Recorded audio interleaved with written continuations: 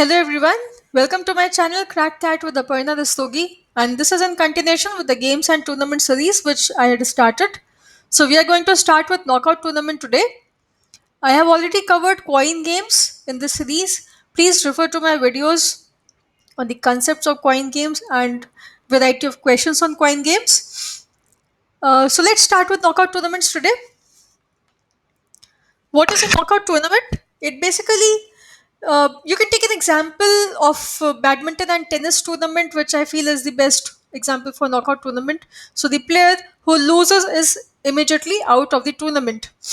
Now, in a knockout tournament, you have ranking done for each of the players according to their score. This ranking is given as 1, 2, 3, and so on and so forth. Okay, so whatever be the number of players, you will have them ranked from 1 to n. And you can also call this ranking to be seeding. So you can call it to be a ranked one player or a seeded one player. Okay, a player with a rank 1 can be called a rank 1 player or a seeded one player. You can also call one to be the lowest seeded player. If there are 4 players, I'll call 4 to be the highest seeded player. So, or the last ranked player. In a general scenario, what happens is that a higher ranked player, let's say 1, plays against a lower ranked player. So let's say 8. So if 1 and 8 are going to play, in a general scenario, 1 is going to win because 1 has a better rank. Or if we say that 3 and 4 are playing, then I'll say that 3 is going to win because 3 is a better ranked player against 4. We can also have a condition called upset. So what happens in an upset condition? Upset is when a lower ranked player, let's say 8, if 8 wins against 1, then we will say that an upset has happened. Or if 4 wins against 3, then we will say that an upset has happened. So upset condition is when a lower ranked player wins against a higher ranked player. This condition is going to be used when it is specified in the question, in the details of the set, and in the question that an upset has happened, or you have to do some calculations, then you will have to consider an upset scenario. But in a generic scenario, we start and we make a complete table with the general condition that a better ranked player wins the tournament. Let's look at some more fundamentals on this. So if we have n players in a tournament, there are going to be n minus 1 matches in the tournament, and we can find the number of rounds with the help of n. We'll write 2 to the power x, that is immediately below n. Power of 2, that is immediately below n. And we are going to write 2 to the power x plus 1, which is immediately greater than or equal to n. So you can see equal to sign is over here. So if n is a power of 2, for example in case of 4, we are going to write it as 4 is greater than 2 to the power 1 and is equal to 2 to the power 2. So we are going to say that we have 2 rounds in this tournament. So basically x plus 1 gives me the number of rounds in that tournament. Let's take an example that if we have 1000 plus, I can write this as that 1000 is greater than 2 to the power 9 and is less than equal to 2 to the power 10. So we will say that there are going to be 10 rounds in the tournament. Let's look at how to write down the matches, how to analyze with the help of 16 players. So let's say we have 16 players in the tournament, then there are going to be n minus 1, that is 15 matches, and the number of rounds is going to be 4. I can write 16 as greater than 2 cube and equal to 2 to the power 4. So which implies that there will be 4 rounds in the tournament. Now we have 16 players, so they will be ranked from 1 to 16. In round 1, what happens is the best seeded player, the or you can say the best ranked player plays against the lowest ranked player, or the lowest seeded player plays against the highest seeded player. So 1 and 16 are going to play against each other. Then second ranked player or the second lowest seeded player plays against the second highest seeded player. So 2 and 15 are going to play. Similarly 3 and 14 and so on till you get 8 and 9. Then in round 2, we have to consider the general scenario that a higher ranked player wins over the lower ranked player and moves to the next tournament. So we'll say in round 2, 1 and 8 are going to play, 2 and 7 are going to play, 3 and 4, and uh, 3 and 6, 3 and 6, 4 and 5. Then in round 3, 1, 2, 3, 4 will proceed further. So we have matches between 1 and 4, 2 and 3. And in round 4, we'll have a match between 1 and 2. Now if you observe in each round, let's look at round 1.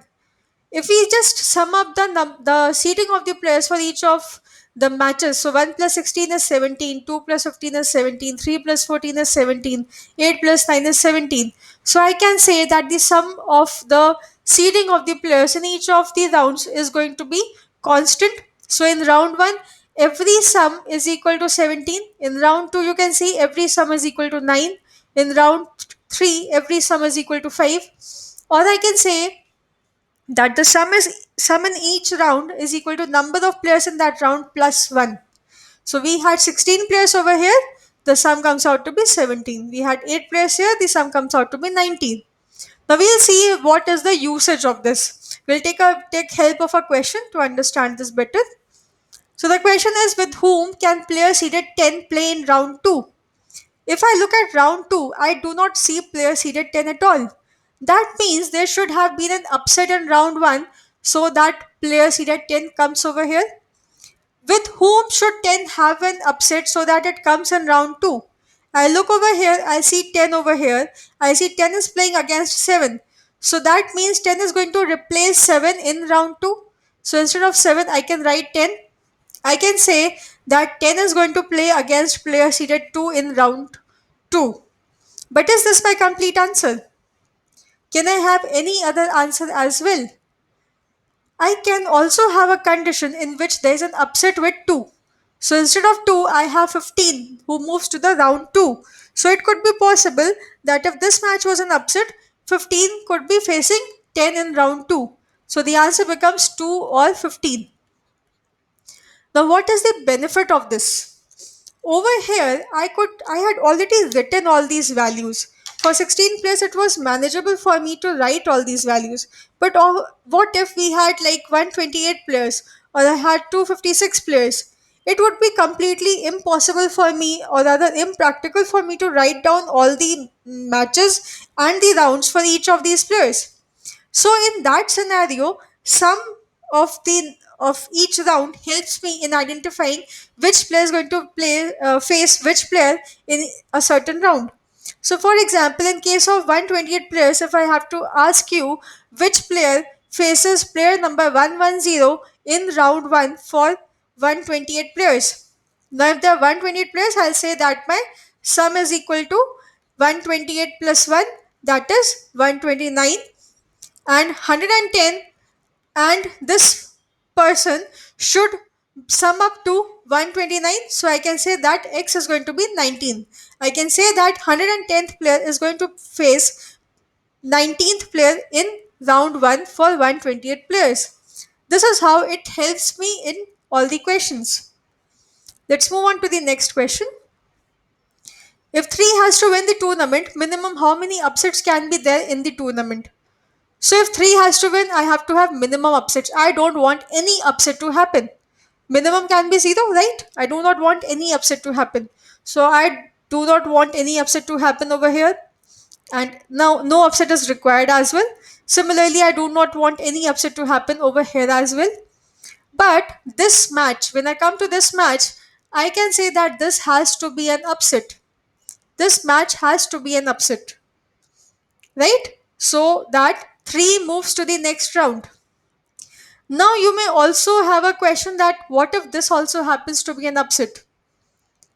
What happens when this is also an upset? So if it is a general scenario that 1 moves forward and 3 moves forward from here, so we'll have this and then this should also be an upset. So we can say that 2 upsets can happen. We can say that 2 upsets can happen. Now you may ask, what if this is also an upset? Then we cannot do without 2 upsets, then we should have 3. But let us observe that this is 1 4. If this is also an upset, then 4 should move forward. So in round 4, I will be having match between 4 and 3. If there's a match between 4 and 3, do I need it to be an upset for 3 to win? I do not want this match to be an upset. So if this is not an upset, I can again say that there will be only two upsets required. Only minimum two upsets are required for 3 to win the tournament. So the answer remains two upsets.